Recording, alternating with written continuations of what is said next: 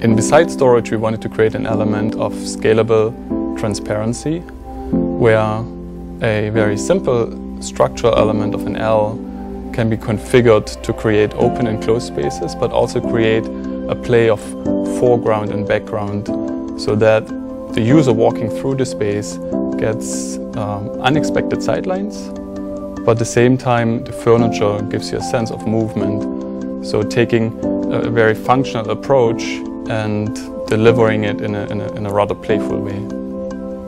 Horizontal layering helps to visually organize space.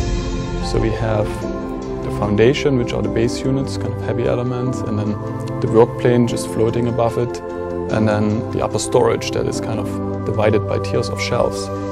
Reside and Beside become additions to the painter's palette that we give an architect or an interior designer to create beautiful spaces.